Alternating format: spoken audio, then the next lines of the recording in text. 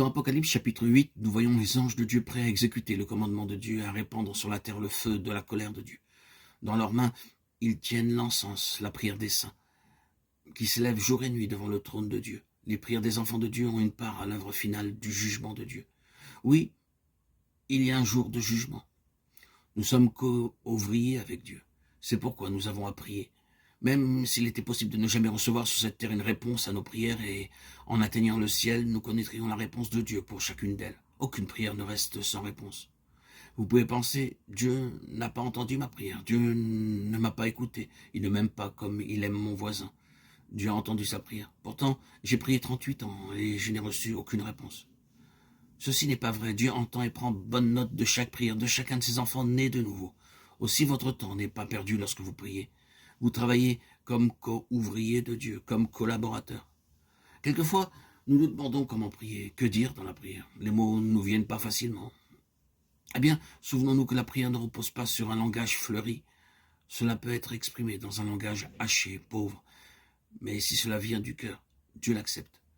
Il y a quelque temps, j'ai rencontré un jeune homme qui semblait très heureux. Je lui dis, « Pourquoi êtes-vous si heureux aujourd'hui ?» Il me répondit, « J'ai reçu la première lettre de mon petit garçon. »« Quel âge a-t-il » demandai-je. « 3 ans, fut sa réponse.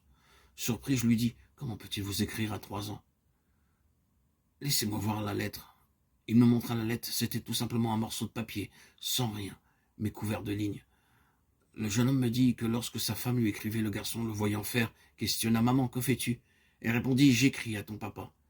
Aussi le garçon prit un morceau de papier, un vieux bâtonnet, le trempa dans l'encre et griffonna simplement des lignes. Le père dit « Mon fils m'a écrit » et il était heureux. Quoiqu'il n'y avait que quelques lignes sur le papier, cependant pour ce père, elles étaient plus que de simples lignes. Il voyait l'amour dans le cœur du petit garçon exprimé par ces lignes. Aussi, ne pensez pas que vous avez besoin de dire de longues prières avec des mots choisis afin d'obtenir une réponse. Certains pensent que s'ils avaient un livre de prière, ils seraient sûrs que Dieu répondrait à leurs prières, en le lisant simplement. Mais Dieu ne demande pas des prières provenant d'un livre, il demande des prières venant du cœur.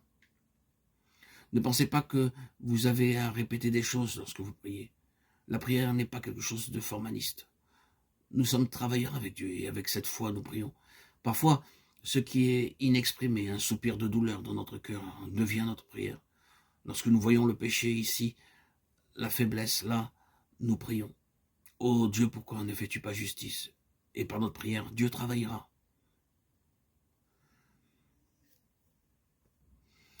Il n'existe aucune prière qui ne reste sans réponse. Dieu entend toutes les prières. C'est pourquoi nous avons à prier, même s'il nous paraît que Dieu ne les reçoit pas. Dieu nous envoie toujours des réponses. Des réponses quelquefois qui ne correspondent pas avec nos attentes, nos espoirs, notre espérance. Ces réponses sont la réponse.